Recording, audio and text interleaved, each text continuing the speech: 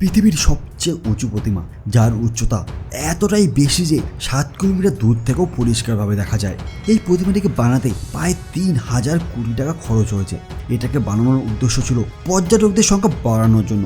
কিন্তু বাস্তবে কি পৃথিবীর সবচেয়ে উঁচু প্রতিমা তার উদ্দেশ্যে সফল হয়েছে, নাকি সরকার জনগণের ট্যাক্সের টাকা নষ্ট করেছে এই প্রতিমাটিকে বানিয়ে?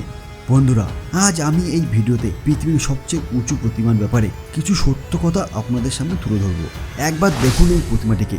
এটি পৃথিবীর সবচেয়ে উঁচু প্রতিমা, যেটা তৈরি হয়েছে ভারতের গুজরাট রাজ্যে।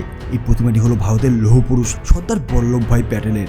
এই প্রতিমাটির উচ্চতা হলো 182 মিটার লম্বা, যাকে কৃষকদের নেতার উপর জানা যায়। পৃথিবীর সবচেয়ে উঁচু প্রতিমাটিকে বানানোর জন্য 3,400 ওয়ার্কার আর 300 ইঞ্জিনিয়ার লেগেছিল। আর এই প্রতিমাটিকে বানানোর জন্য মেটেরিয়াল লেগেছিল 75,000 cubic concrete, 65,000 ton structure steel, 18,500 ton steel rod আর 1,700 টন ব্রোঞ্জ প্লেট। এই প্রতিমাটিকে বানানোর জন্য যে পরিমাণে মেটেরিয়াল ব্যবহার করা হয়েছে, যেটা পৃথিবীর আর কোথাও ব্যবহার করা হয়নি। এই প্রজেক্টটিকে কমপ্লিট করার জন্য পুরো 60 মাস সময় লেগেছিল। আপনি এটা জেনেও অবাক হবেন যে এই প্রতিমাটি কোন জায়গাতে তৈরি করা হবে আর কিভাবে তৈরি করা হবে। এই সব কিছু প্ল্যানিং করার জন্য 15 মাস সময় লেগেছে, আর 42 মাস সময় লেগেছে এই প্রতিমাটিকে বানানোর জন্য। আর ফাইনালি 31 অক্টোবর 2018-তে পৃথিবীর সবচেয়ে বড় প্রতিমা স্ট্যাচু অফ ইউনিটি সম্পূর্ণরূপে তৈরি করা হয়ে গেছে। এলএনটি নামে একটি কোম্পানি 27 অক্টোবর 2014 সালে এই প্রজেক্টটি পেয়েছিল। আর এই কোম্পানি প্রজেক্টটির ডিজাইন কিভাবে তৈরি করা হবে আর দেখাশোনা করার জন্য 2,989 কোটি টাকা সবচেয়ে কম টাকা বলেছিল।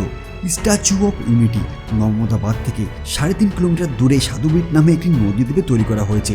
এই দ্বীপটিকে নদীর সাথে জোড়া লাগানোর জন্য 250 মিটার লম্বা একটি ব্রিজও তৈরি করা হয়েছে। আর এখানে একসাথে 200 মানুষ নর্মালভাবেই আসতে পারবে। 3,000 কোটি টাকায় তৈরি পৃথিবীর সবচেয়ে উঁচু প্রতিমাটি যখন সাধারণ মানুষদের জন্য খুলে দেওয়া হয়েছিল, তখন পুরো এলাকাটা একটা পর্যটন কেন্দ্রে বিকশিত হয়ে গেছিল। প্রতিদিন এখানে প্রায় 1,000 মানুষ পৃথিবীর সবচেয়ে উঁচু প্রতিমাটিকে দেখতে আসেন। আর এর ফলেই 1 বছরের ভিতর স্ট্যাচু অফ ইউনিটির ইনকাম সমস্ত রেকর্ড ভেঙে দিয়েছিল। তারপরেও পুরো বিশ্ব একটা প্রশ্ন তুলেছিল, যে পরিমাণে টাকা প্রতিমাটিকে বানাতে লেগেছে, সেটা কি পর্যটকদের দ্বারা তোলা কি সম্ভব?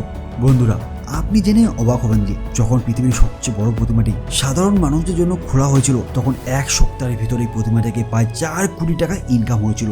স্ট্যাচু অফ ইউনিটির সংস্থা বলেছিল প্রতি বছর এই প্রতিমাটাকে 80 কোটি টাকা ইনকাম হয়।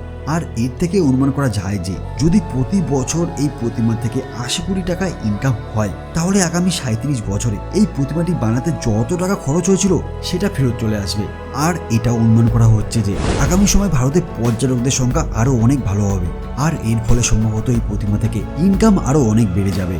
স্ট্যাচু অফ ইউনিটি সংস্থা এটাও বলেছিল এই প্রতিমার কারণে 15,000 মানুষ ডাইরেক্ট কাজ পেয়েছে।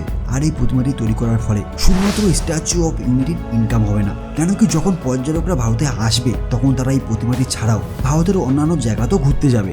ভারতে যখন স্ট্যাচু অফ ইউনিটি তৈরি হয়নি, তখন পৃথিবীর সবচেয়ে উঁচু প্রতিমাটি চীনে ছিল স্প্রিং টেম্পল বুদ্ধা নামে, যার উচ্চতা প্রায় 128 মিটার ছিল।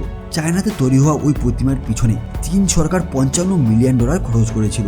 আর অন্যদিকে ভারতে যে প্রতিমাটি বানানো হয়েছিল, সেটা বানাতে $180 মিলিয়ন খরচ হয়েছিল।